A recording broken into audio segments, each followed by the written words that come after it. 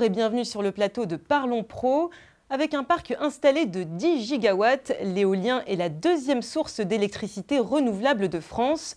Pourtant, il suscite la polémique et la suspicion. Atteinte au paysage, absence de rentabilité, bénéfices uniquement pour les entreprises étrangères, les arguments anti-éoliens sont nombreux. L'éolien est-il impopulaire ? Un phénomène vient pourtant démontrer le contraire. De plus en plus de citoyens investissent dans le développement de cette énergie.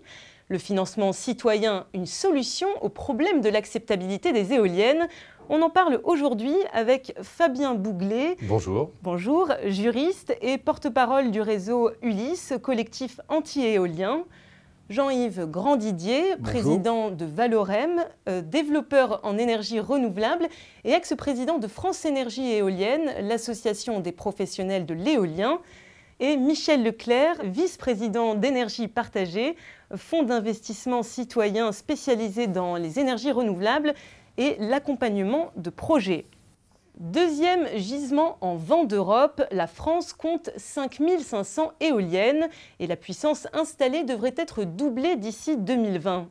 Un intérêt pour une énergie qui semble de plus en plus partagée par les Français. Certains vont même jusqu'à investir leur argent dans des parcs près de chez eux. Je vous propose de faire un tour du côté de Bégane, une commune en Bretagne qui a accueilli le premier parc éolien citoyen. C'est un reportage signé Baptiste Clark et tourné en 2013, juste avant que les éoliennes sortent de terre. Direction Bégane, en Bretagne. Une petite commune d'environ 1500 habitants, en pleine nature, bordée par un fleuve, la Vilaine. Sur ce territoire d'un peu plus de 3500 hectares, 4 éoliennes vont sortir de terre. Plus de 20 000 MWh par an, de quoi répondre à la demande de 8000 foyers. Donc début des travaux, on les attendait depuis longtemps. Ils ont démarré depuis le 27 mai. C'est émouvant de voir les choses qui commencent à se concrétiser. Il y a tellement de gens qui ont travaillé là-dessus que chacun à notre niveau, on sent un petit quelque chose. 7 à 8 ans, c'est une moyenne pour qu'un projet éolien sorte de terre. Là, il a fallu 11 ans. C'est le premier projet de parc éolien en France où des particuliers détiennent la majorité du capital. Cette utopie maintenant est en voie de réalisation. Une société d'exploitation est créée, Bégawatt. Elle a permis de collecter 2 700 000 €, dont 1 800 000 investis par des citoyens. Pour investir, ils ont créé des cigales, des clubs d'investisseurs pour une gestion alternative et locale de l'épargne solidaire. Alors nous, c'est un groupe d'amis, on est 9 personnes dans notre cigale. On a mis au départ la même somme d'argent. En l'occurrence, on a mis 9 fois 2 000 €, donc on a une cigale de 18 000 € qu'on a réinvesti en totalité dans le projet éolien de Bégane. 53 cigales composées de 5 à 20 personnes se sont créées pour ce projet. Il y a eu une mobilisation très forte, c'est-à-dire que les gens se sont dit la Bretagne est dépendante à 90% de l'énergie qui vient d'ailleurs. On a du vent, on a envie de sortir de 300 € à 1500 €, certains un peu plus, on y va. Il faut dire que le taux d'intérêt est de 4%, mieux que le livret A, l'épargne la plus utilisée par les Français. Coût de l'opération, 12 millions €. Les cigales et les 35 fondateurs apportent 1 800 000 €, la région Bretagne 300 000 €, les structures de l'économie sociale et solidaire, 100 000 €. Enfin, le fonds d'investissement énergie partagée, 500 000 €. Total, 2 700 000 €. Restait donc la bagatelle de 9 millions € de crédit à obtenir. Un challenge réussi mais difficile. Ce type de projet citoyen fait peur aux banques, et particulièrement en France. Ce type de projet citoyen fait peur aux banques. Michel Leclerc, c'est donc vous que l'on voit dans ce reportage. Alors comment ça s'est passé pour récolter ces 9 millions €? Eh bien, effectivement, on a dû aller chercher une banque en Belgique, Triodos, parce que les banques françaises étaient trop frileuses.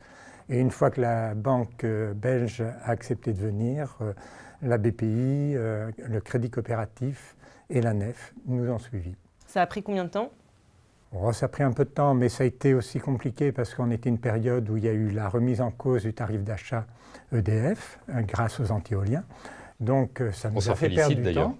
Mais on y est arrivé, on a franchi les obstacles et pour les 2 autres projets, ça a été beaucoup plus vite. Parce qu'une fois que le processus est accepté et compris par les banques, ça va beaucoup plus vite après. Alors les 2 autres projets ne sont pas encore sortis de terre? Le 2e est sorti de terre, tourne depuis 6 mois, et le 3e, cet automne, va produire. Le plus ancien, c'est donc Bégane, que l'on vient de voir dans ce reportage. Alors vous en êtes où côté rentabilité? Le parc fournit tel que les prévisions pessimistes nous l'avaient annoncé. On est à 1 an et demi de production. Les dividendes ne sont pas encore reversés aux actionnaires qui étaient prévenus, parce que là, pour l'instant, on met de l'argent en réserve. Mais ensuite, dès l'an prochain, on devrait pouvoir commencer à redistribuer localement les revenus liés à cette éolienne. Jean-Yves Grandidier, donc quelle différence avec un projet éolien classique pour vous? Est-ce que c'est plus complexe, c'est plus long? Souvent, les banquiers, ils aiment bien avoir un pilote dans l'avion, c'est-à-dire avoir quelqu'un qui soit industriel et qui va effectivement prendre les décisions, parce que malgré tout, l'éolienne, rappelons-le, c'est comme un objet industriel. On va travailler sur ces machines en altitude, il y a des problèmes de sécurité, il y a de la haute tension, il y a de l'altitude. Les banquiers sont rassurés quand effectivement il y a des professionnels qui s'occupent à maintenir ces installations et à gérer ces actifs, quoi. Voilà, c'est un petit peu il faut arriver à trouver le bon point milieu entre effectivement la nécessité d'intéresser et de faire participer le public, et Bégane l'a fait très bien, et la nécessité de rassurer ceux qui vont quand même prêter des montants aussi importants. Ça reste marginal pour le moment? Si on fait le compte, on parle de 3 projets, 3 parcs sur à peu près 500 parcs existants en France, mais c'est amené à se développer. Et puis ils sont dans une courbe d'apprentissage qu'ils sont en train d'explorer et de monter. Et donc je pense que le processus va s'accélérer. Oui, il y a Michel beaucoup Leclerc. de projets qui se développent en France sur ce modèle. On a été les premiers, effectivement, mais depuis, il y en a au moins 3 parcs qui ont été construits comme ça. Et puis, dans les tuyaux, il y a une vingtaine de parcs à financer, là. Alors c'est du financement citoyen, c'est autre chose que le financement participatif? On fait la différence dans la mesure où le financement citoyen permet aux gens qui financent de participer à la gouvernance du projet et pas seulement participer financièrement. Participer à la gouvernance du projet, ça signifie dans la durée suivre le projet, récupérer aussi les revenus liés à ce projet, et en plus on inclut une notion de participation à des actions d'économie d'énergie. Parce que pour nous on associe production d'énergie, économie d'énergie. Pour nous, c'est indissociablement lié. Alors Fabien Bouglet, donc vous êtes également vice-président de la FED, donc l'association qui regroupe, la fédération qui regroupe la majorité des associations 1050 associations anti-éoliennes de France. Alors vous avez vu donc l'exemple d'un projet où des citoyens sont fiers de produire leur énergie localement, de la consommer localement. Qu'est-ce que vous en pensez? Moi, j'ai d'abord été ébloui par la beauté du paysage de Bégane. Et je me dis finalement que la destruction de ce paysage, d'ailleurs on ne les a pas vues les éoliennes, on a vu des travaux, donc on voit la destruction de ce paysage, qu'il soit fait par un éolien participatif ou pas, l'éolien participatif conduit aux mêmes nuisances, destruction du paysage, problème de santé publique. Donc tout ça c'est un enrobage marketing, de dire... Donc, même si c'est voulu par le citoyen... D'abord ce n'est pas tous les citoyens, c'est encore toujours l'éolien qui fait participer une minorité de personnes, soit les personnes qui ont les éoliennes sur leur propre terre, ou dans ce cas, ces investisseurs, pour nuire à l'environnement. On a par exemple des cas d'éoliens participatifs ou citoyens qui sont situés dans un village, mais à la limite du village, et qui va nuire au village voisin qui n'a pas participé financièrement à ce projet. Donc, si vous voulez, moi, je reviens... L'éolien participatif ou l'éolien citoyen n'enlèvera en rien les nuisances. Et je m'attriste de voir ce village breton, moi qui suis breton, détérioré par cette industrie des aérogénérateurs, avec ces tractopelles, avec ces blocs de béton qu'on ne pourra jamais enlever, peut-être 1 mètre de profondeur. Donc pour moi, l'éolien citoyen n'est qu'un enrobage pour faire passer la pilule au peuple et aux citoyens. On a été très opposés à ce projet autour de chez vous? Alors, ce projet n'a suscité aucune opposition parce qu'on l'a construit dans la transparence. Ça a duré presque 8 ans de développement jusqu'à la mise en service. Tout ce temps-là, on a fait des réunions publiques. On a invité les gens à venir accompagner le projet, à s'investir dans le projet. Et effectivement, c'est un projet de territoire, les gens attendaient leurs éoliennes. Et quand on parle de destruction du paysage, c'est comme si un paysage était quelque chose d'intangible, qui n'avait pas bougé pendant l'éternité. Et moi, ça fait 40 ans que je suis en Bretagne. En 40 ans, les paysages ont énormément changé. Avant, il y avait des pommiers partout en Bretagne. Ils ont été supprimés. Alors, est-ce que vous êtes monté au créneau quand on a supprimé les pommiers? Est-ce que vous êtes monté au créneau quand on a mis des routes, etc. Une éolienne, ça fait 150 mètres de haut, pas le comprise, et on va arriver à des éoliennes de 200 mètres de haut. Il ne s'agit pas de la hauteur d'un pommier qui fait 5 mètres de haut. Il faut quand même être raisonnable quand on parle de choses dans le comparaison. C'est la moitié d'une tour Eiffel, c'est-à-dire que les gens de Bégagne, ils vont se retrouver avec 4 demi-tours Eiffel à proximité de leur village. La loi impose un minimum de 500 mètres. Alors nous, les anti-éoliens, on a de nombreux parcs, et parfois même avant les dispositions, avec des éoliennes à 300 mètres, et on a été auditionné par l'ANSES récemment sur les troubles de santé, et il y a des personnes qui souffrent considérablement. Alors vous savez, les problèmes de santé... Je voudrais d'abord qu'on regarde un autre court reportage sur le Menez, cette fois une autre commune de Bretagne. Vous verrez qu'on peut partager certains de vos arguments, tout en étant favorable à l'installation d'éoliennes sur son territoire. À seulement une centaine de kilomètres de Bégagne, direction la communauté de communes du Menez. Ce parc de 7 éoliennes vient tout juste de sortir de terre. Le montage financier est plus simple. Il y a la SICAP, une régie locale qui gère une centaine de communes, et 8 clubs d'investisseurs, là encore des cigales. Ces dernières détiennent 30% du capital. Une participation importante qui facilite l'acceptabilité sociale des parcs éoliens. Parce que ce que les gens ne veulent pas, c'est de voir des éoliennes qui, ici ou à côté, là, les éoliennes que nous avons, qui ont été en ligne de mire dans toute notre démarche, où vous avez 20 à 25% de revenus annuels sur capitaux investis, qui tombent dans la poche des banques, au nez et à la barbe des riverains, vous comprenez?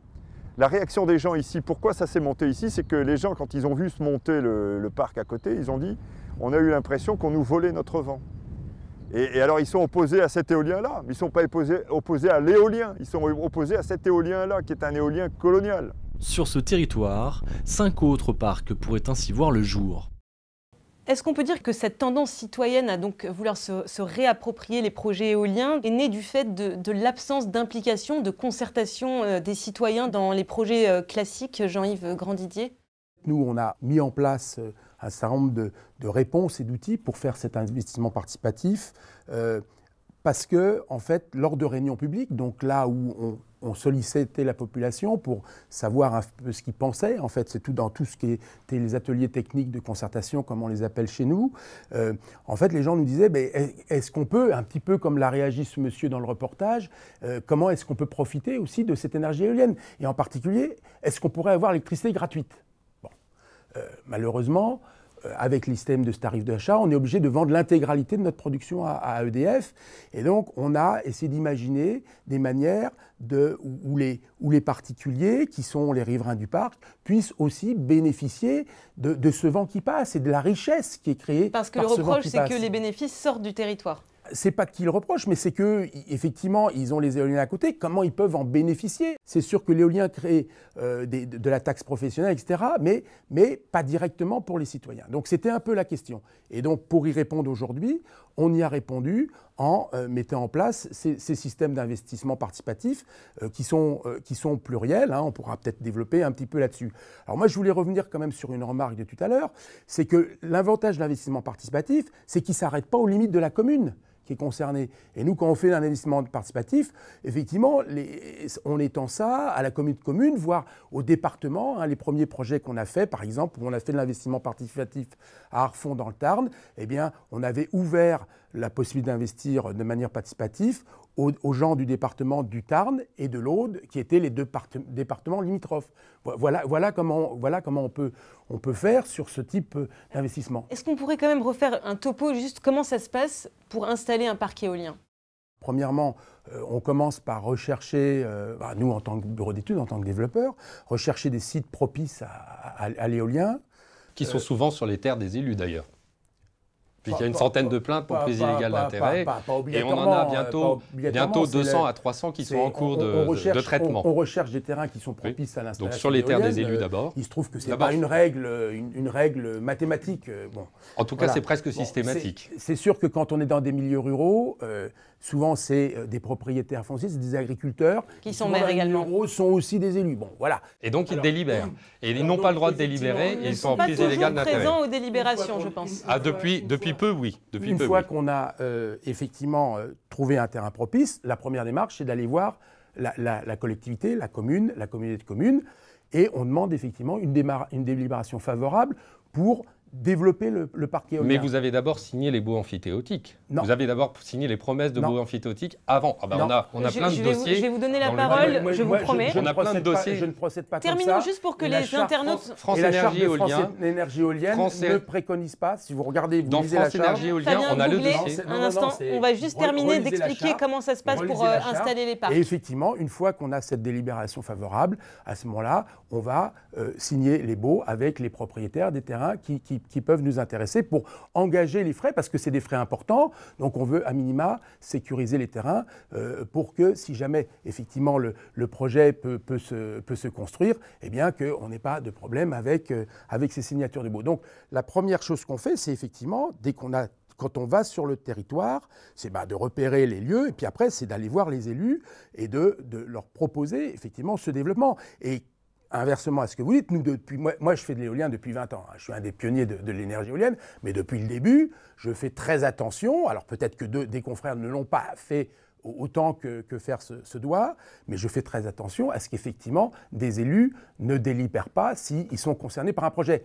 Le fait est, c'est que dans la première délibération qu'on demande, on ne sait pas encore où vont se mettre les éoliennes. Et en fait, les attaques dont parle M. Gbouglet, c'est souvent sur des ZDE. Les ZDE, c'est les zones de développement éolien. Quand effectivement il y avait des patatoïdes où on définissait l'endroit où on voulait mettre les éoliennes et que des élus ont participé à ces votes. Voilà. Aujourd'hui, la ZDE n'est plus de mise. L'outil de planification qui est utilisé depuis la loi Grenelle de 2009-2010, c'est les schémas régionaux climat, air, énergie qui, effectivement, prévoient les zones propices de développement de l'éolien. Et donc, il y a moins ce problème, les gros problèmes qu'il y a eu, effectivement, de conflits d'intérêts et de votes où ont été mis en cause des votes d'élus, c'était lié à ce problème de ZDE, qui n'a beaucoup moins lieu d'être aujourd'hui. Pour les schémas régionaux éoliens, on les a tous fait annuler et le Conseil constitutionnel a considéré qu'ils étaient inconstitutionnels, tout d'abord. Pour ce qui est de ce que vous dites, les dossiers de la France Énergie Éolien, avant les études de faisabilité validées par les communes, il est mentionné dans votre dossier de France. Je les ai tous lus. Les schémas régionaux. Pas tous. Il y a l'Île-de-France. En Aquitaine. En Aquitaine. Enfin, ils sont tous en cours d'annulation. Bon, en tout cas, dans les dossiers de France Énergie Éolien, il est bien maîtrisé, bien expliqué que c'est d'abord la maîtrise foncière avant le vote de la délibération de la commune. Regardez vos textes. Alors moi, je voudrais revenir sur un point, sur la question primordiale de l'investissement. Moi, j'ai vu un article du Parisien, il y a 2 mois. Soupçon d'arnaque, le placement miracle vire à la déroute pour l'éolien. En faisant miroiter des rendements records de défiscalisation, FSHB Holding a englouti des millions d'euros d'épargne. La justice soupçonne une gigantesque arnaque. Alors moi je crois finalement, si vous voulez, que l'éolien est une gigantesque arnaque. Donc c'est justement l'éolien participatif dont vous évoquez. On voit bien que derrière, eh bien, ce sont des escroqueries. D'ailleurs, on pourra se poser des questions. Non, mais je ne peux pas vous laisser dire ça parce que moi, je fais de l'éolien participatif. Je n'ai pas l'impression que je suis en train d'arnaquer les particuliers qui investissent dans nos projets. Michel Leclerc, vous défendez votre association, vous défendez un éolien citoyen, donc avec des acteurs locaux fortement impliqués. Parce que pourquoi on rencontre sinon des problèmes autrement d'acceptabilité? C'est quoi? C'est la concertation en amont qui peut-être suscite ça? Alors je crois que le fait de mettre vraiment carte sur table dès le début, d'expliquer aux gens ce qui va se passer dans leur territoire, quels sont les enjeux, parce qu'on peut pinailler sur des histoires de mise en place de parcs, mais quels sont les enjeux généraux? On est dans une transition énergétique. Est-ce que l'effet de serre, c'est quelque chose de sérieux ou pas? Quels sont les moyens qu'on a aujourd'hui pour éviter cet effet de serre? Effectivement, l'énergie éolienne est un des moyens, ce n'est pas le seul moyen pour y arriver. Quand on explique les enjeux aux gens, ils sont tout à fait partants et motivés. C'est une démarche positive qu'ils ont.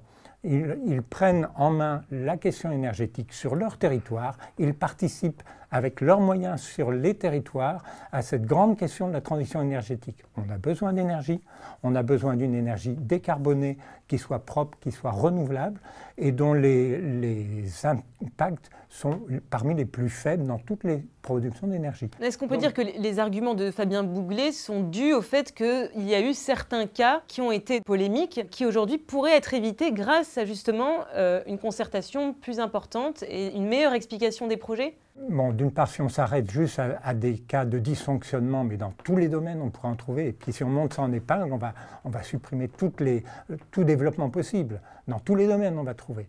Alors là, ce qu'on fait... je vous ai laissé parler, je veux bien que vous me laissiez parler. Je vous laisse. Bon, donc, quand on explique les enjeux aux citoyens, quand on forme les citoyens, ils prennent en main leur avenir, ils comprennent les questions économiques, ce n'est pas plus compliqué que ça, on explique tous les tableaux, on s'entoure de bureaux d'études compétents, et en fonction de ça, on arrive à proposer des projets qui sont viables, financièrement, énergétiquement, et qui amènent du développement au territoire. Et là, les gens comprennent tout à fait les enjeux et sont partants, sans aucune difficulté. Fabien Bouglet, donc vous dites que vous êtes une association aussi écologiste. Bien Alors sûr. justement, qu'est-ce qu'on fait pour réduire nos émissions de gaz à effet de serre ? Le GIEC dit que l'heure est grave aujourd'hui. Donc, Le GIEC, vous savez... Hein, alors pas le GIEC, mais du coup... Le GIEC, il est quand même très contesté. Hein, la théorie du GIEC... Ah bah non, mais vous savez, il n'y a pas d'unanimisme. Il faut savoir accepter que la recherche scientifique est plurielle. Hein. J'ai l'impression que vous êtes très totalitaire dans votre façon de fonctionner. Oui, quand 99% des scientifiques Bien sûr. disent qu'il y a un problème, oui, vous savez à une époque, on disait que la Terre était plate. Oublions le GIEC, 90% des chercheurs sont d'accord quand même qu'il faut réduire urgemment les émissions de gaz à effet de serre. Donc comment on fait ? On peut développer l'éolien offshore très éloigné, à 50 mètres. Il y a des éoliennes flottantes maintenant à 60-70 km qui sont invisibles. On met un parc éolien entre l'île-Dieu et Noirmoutier à 10 km de la côte. Et là, ce sera plus rentable du coup Ce sera beaucoup plus rentable parce qu'elles sont flottantes maintenant. Il y a donc il y a l'hydrolien, qui est développé par, je crois, des CNS. Bon, donc il y a quand même tout un... L'éolien est aujourd'hui, dans sa forme actuelle, la source énergétique est obsolète. Alors moi, je voudrais quand même revenir sur un point, parce que vous êtes un peu gonflé, permettez-moi de vous le dire. Parce que Énergie Partagée a pour actionnaire Denis Baupin. J'ai là la déclaration d'intérêt et d'activité. Alors je trouve quand même un peu incroyable d'avoir des leçons d'énergie partagée, alors qu'ils ont un lobbyiste à l'Assemblée nationale qui développe les lois qui permettent le développement de l'énergie partagée. Pardon, mais est-ce que c'est une surprise que des écologistes défendent les énergies renouvelables ? Je trouve que c'est pas normal qu'il y ait un conflit d'intérêts et qu'un député de la République soit aussi impliqué dans des investissements aussi apparents dans une société qui développe l'énergie éolienne. Alors ça serait intéressant de voir le montant de son investissement par rapport à d'autres... Il n'est pas élevé, il est de 500 €, mais c'est symbolique. Voilà. Il est symbolique, monsieur. Monsieur Baupin n'a pas à développer à l'Assemblée nationale en tant qu'actionnaire, symboliquement, il n'a pas à développer. Ou alors il n'est plus actionnaire. Je pense que là, moi je pense que Michel Leclerc a raison, il faut revenir aux enjeux. Alors, vous dites, de toute façon, la transition énergétique, la réduction des émissions de gaz à effet de serre... C'est fini la transition énergétique. Elle est finie en Allemagne, la transition énergétique. Elle n'existe plus. Est-ce qu'on peut laisser la parole, s'il vous plaît ? Aujourd'hui, les enjeux, c'est que, et l'étude de l'ADEME l'a montré l'année dernière, c'est qu'un mix électrique 100% renouvelable est possible à l'horizon 2050, et il sera composé majoritairement d'éolien et de photovoltaïque, et puis il y aura l'hydraulique qui a depuis déjà plusieurs dizaines d'années, et un peu de MR. Et que ce qu'il faut voir, c'est qu'on a aujourd'hui un territoire qui est très propice au développement de l'éolien. Non seulement parce que, comme vous l'avez dit très clairement, on a le deuxième gisement éolien européen, mais on a un avantage que n'ont pas tous les autres pays européens, c'est qu'en plus d'avoir beaucoup de potentiel énergie renouvelable pour la production d'électricité, on est au centre de la plaque électrique européenne. On est le pays le plus interconnecté avec nos voisins. Ce qui fait que les excédents qu'on peut avoir à un moment d'énergie renouvelable électrique, eh bien on peut très facilement les exporter aux quatre coins de l'Europe, vers l'Espagne, vers l'Allemagne, etc. Ça n'est pas le cas des grands pays européens qui nous entourent. Le Royaume-Uni, c'est une île. L'Allemagne, l'éolien se développe dans le nord. Et ils ont des gros problèmes pour pouvoir acheminer cette électricité vers le sud de l'Allemagne. Ça va coûter très cher en développement des réseaux. L'Espagne, elle a des débouchés vers le Maroc d'un côté et vers la France de l'autre.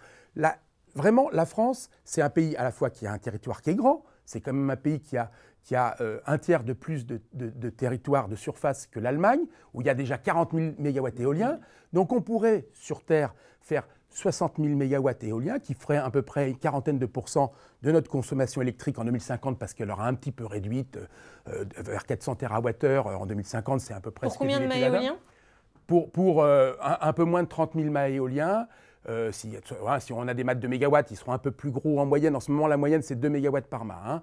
Donc, ça a 60 000 mégawatts, donc ça fait un peu moins de 30 000 parce que la taille des éoliennes... Ça veut dire 6 fois plus que maintenant, non? Alors, c'est 6 fois plus que maintenant, mais vous savez combien il y a de châteaux d'eau en France? Non, je l'ignore, mais je sais qu'avec les ronds-points, c'est nombreux chez nous. Un par commune, grosso modo, 35 000. Personne ne s'est plaint des châteaux d'eau depuis qu'ils existent. Pourquoi? Parce que ça a apporté effectivement l'hygiène avec l'eau potable. Et vous savez combien il y a de pylônes électriques haute tension en France? 110 000. Alors voilà. Justement, parlons-en Donc ça veut dire qu'on peut faire 40% d'électricité éolienne terrestre en France sans couvrir et sans avoir une éolienne à chaque point de rue. À propos des lignes à haute tension, Madame Batho l'a dit à l'Assemblée nationale lorsqu'elle était ministre, l'éolien allait en partie contribuer à un développement de 50 milliards d'euros des lignes à haute tension et basse tension. Faux. Ah, c'est dit à l'Assemblée nationale, je vous retrouverai le texte. C'est complètement La faux. réorganisation du système électrique dû au développement de l'éolien conduit au développement des lignes à haute tension, c'est ce qu'a dit Madame Batho, 50 milliards d'euros. C'est ce que je viens d'expliquer, c'est la chance de la France. Mais c'est pas la chance. La chance de la France, ruine c'est qu'on est au milieu de la plaque électrique terminer votre idée. Eh bien, en fait, l'éolien n'est pas vertueux. L'éolien développe les systèmes de lignes à haute tension. C'est une évidence. Ça, d'ailleurs, l'éolien a complètement détérioré et désorganisé le système électrique en Allemagne. Et c'est un des grands soucis de Mme Merkel.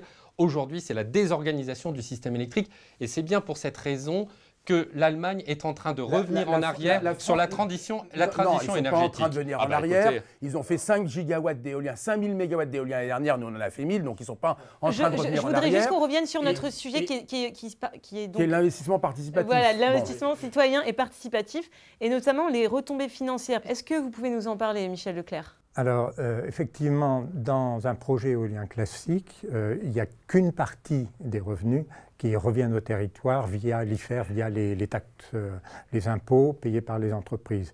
Mais les 3/4, finalement, quittent le territoire. Sur un projet citoyen, c'est clair, l'argent revient à ceux qui ont investi dans le projet. Quand c'est des investisseurs locaux, pour le projet de Bégane, c'est les 3/4 qui sont du pays de Redon. Donc finalement, c'est dans un rayon de 20 km autour du parc.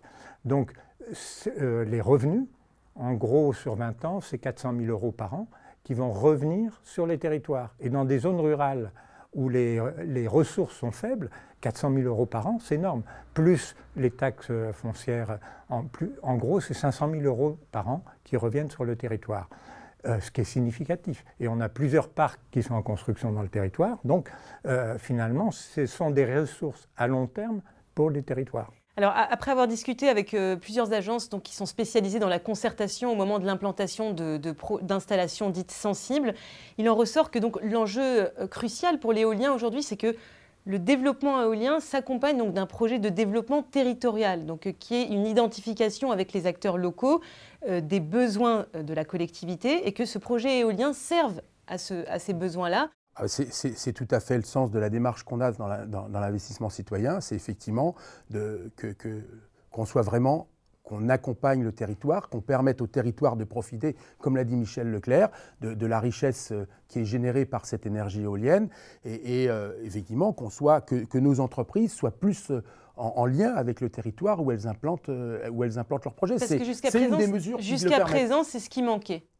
Jusqu'à présent, c'est ce qui manquait. Non, on fait des projets de territoire, mais c'est vrai qu'il faut encore qu'on renforce cette présence. L'investissement participatif, c'est un moyen, mais il n'y a pas que celui-là pour qu'effectivement les développeurs renforcent leur présence dans les territoires où ils s'implantent. Ce qui est très intéressant actuellement, c'est la démarche qui a été lancée au niveau des territoires énergie positive. C'est effectivement d'aller dans des territoires où les élus, justement, comme disait Michel Leclerc, veulent reprendre en main avec le territoire, les destinées énergétiques de leur territoire. L'idée de l'accompagnement territorial, c'est effectivement de profiter de l'impact de ces projets en termes économiques qui sont des gros projets pour pouvoir accompagner, tirer une partie du financement de ces projets pour pouvoir aider des projets de territoire qui vont valoriser d'autres ressources et qui vont aller dans cette dynamique d'énergie positive sur les territoires ruraux. Fabien Bouglet, c'est souvent des communes rurales à faible revenu qui accueillent ce type de projet. Quand on dit que ça va donc leur permettre de développer certains services sociaux, des crèches, l'aide aux personnes handicapées, vous pensez que ce n'est pas une chance? C'est absolument ridicule. On a vu des mesures compensatoires où ils étaient en train de construire des jeux de boules. Non, il faut être sérieux. Aujourd'hui, il y a une acceptabilité sociale qui est nulle. On a une augmentation exponentielle du nombre d'anti-éoliens. Enfin, nous, on le voit. On a des remontées terrain, des enquêtes publiques. Il y a 80% des gens qui sont opposés au parc éolien. Enfin, il faut être sérieux. C'est un discours technocratique. Ça n'est pas vrai. Pourquoi on est 1000 associations anti-éoliens en France, voire 1500? Vous avez des chiffres sur l'opposition, sur cette non-acceptabilité? On est 1000 associations anti-éoliens en France, qui correspondent chacun à un parc. 5% de riverains proches des parcs éoliens se disent opposés au parc. Comment?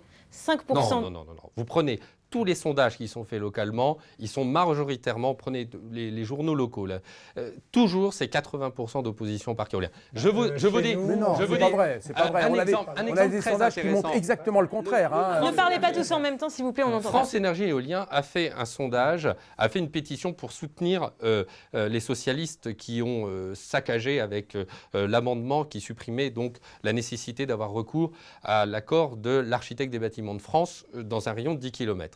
Ils ont fait une pétition en ligne, 1500 pétitionnaires. Nous avons fait une pétition en ligne, 10 000 pétitionnaires à ce jour. Donc vous voyez bien qu'il y a un delta. Si vous étiez si influent que ça... Alors ça peut être une question d'organisation, mais l'opposition peut parfois être bien organisée. Nous sommes une toute petite association financièrement qui fonctionnons avec moins de 50 000 € par an. Nous avons affaire à des multinationales qui ont des lobbyistes payés surtout grassement, des multinationales. Michel Leclerc, vous avez dû voir justement des associations d'opposants. Alors comment ça se passe? En gros, sur des communes de 2000 habitants, il y a une dizaine de personnes que ça gêne. Bon, alors on ne va pas dire que c'est la majorité.